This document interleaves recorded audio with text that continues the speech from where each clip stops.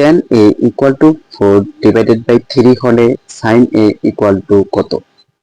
মনে রাখবে tan a equal to 4 divided by 3 হলে sin a ইকুয়াল টু কত? এই টাইপের যদি এমসিকিউ হয় তুমি সর্বপ্রথমে এইভাবে একটি চিত্র এঁকে নিবা, এভাবে একটি চিত্র এঁকে দিবা, এইভাবে একটি চিত্র, এইভাবে একটি চিত্র এঁকে নিবা। এটাকে আমরা এ ধরলাম, এটাকে বি ধরলাম, আর এটাকে কি সি। এখন তোমাকে বলা হয়েছে tan a, এইটা যদি আমি কোণ ধরি, তাহলে এটা যদি কোণ ধরি এর বিপরীতে হচ্ছে লম্ব, লম্ব, ভূমি এবং অতিভুজ। মনে রাখবে কোণের বিপরীতে লম্ব হয়, তো এটাকে আমি কোণ ধরলাম, তাহলে বলছে tan a ইকুয়াল টু কি বলছে tan a equal to 3 divided by 4 divided by 3 হলে sin a ইকুয়াল টু কত? তো তোমাকে sin এর মান বের করতে বলছে। তুমি সর্বপ্রথমে sin এ, tan a এবং sin এর এই দুইটা সূত্র তোমাকে জানতে হবে। তো আমরা জানি tan a ইকুয়াল টু লম্ব ভাগ ভূমি, আর sin a ইকুয়াল টু লম্ব ভাগ অতিভুজ।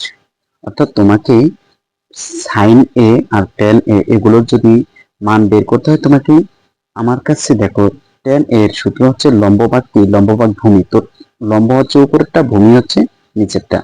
তো লম্বের মান তারা কত দিয়েছে 4, তাহলে এই যে লম্ব, লম্বের মান কত 4, আর ভূমির মান তারা দিয়েছে কত 3। 4 এবং 3 হলে এবার sin a এর মান কত? তোমাকে sin a এর মান বের করতে বলছে। এখন তুমি sin এর মান বের করতে হলে তোমাকে লাগবে লম্ব ভাগ অতিভুজ। তোমার কাছে মান আছে কি লম্ব ভাগ ভূমি, অতিভুজের মান তোমার কাছে নাই। তুমি কি করবা? তোমার কাজ হচ্ছে অতিভুজ বের করা। তো অতিভুজ বের করতে হলে তুমি এসি, এই এসি লিখবা, এ সি। অতিভুজ যখন বের করতে বলে লিখবা, একটা রুট দিবা, রুট দিয়ে মানটার উপরে স্কোয়ার প্লাস যে মানটা আছে তার উপরে স্কোয়ার দিবা।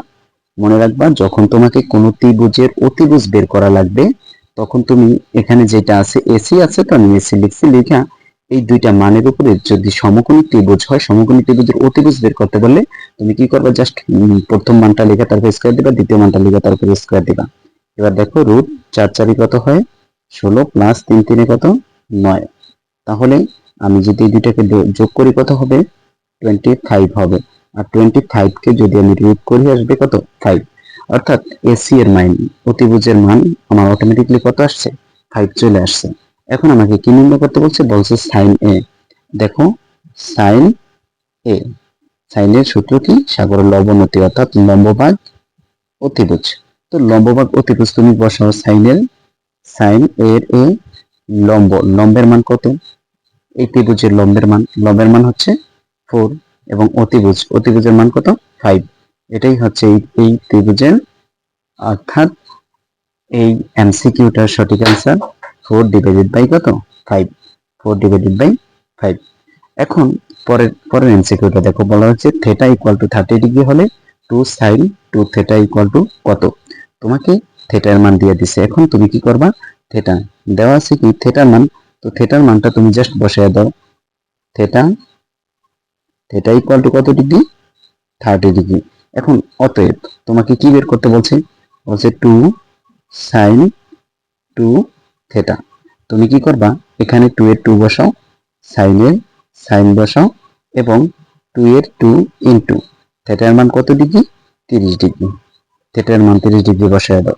এখন তুমি 2 এর 2 বসাও, sin এর sin 30 দুগুণা কত ডিগ্রি? 60 ডিগ্রি। এখন তোমার কাজ কি? দেখো এখানে আমি কি করেছি, থিটার মান 30 ডিগ্রি দেওয়া আছে, 2 এর 2 sin এর sin, 2 এর 2 থিটার মান 30 ডিগ্রি, 2 এর 2 sin এর sin, 30 দুগুণা কত ডিগ্রি? 60 ডিগ্রি।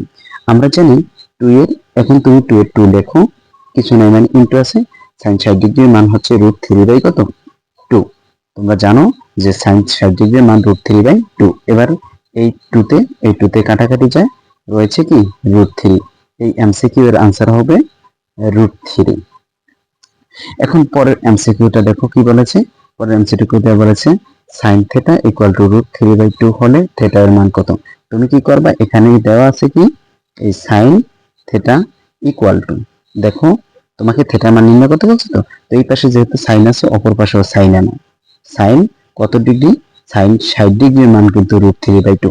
তুমি জানো যে সাইন 60 ডিগ্রির মান √3/2। বা এবার তুমি এখন কাটাকাটি করো, এই সাইনে এবং সাইনে কাটা। অতএব থিটা ইকুয়াল টু কত ডিগ্রি?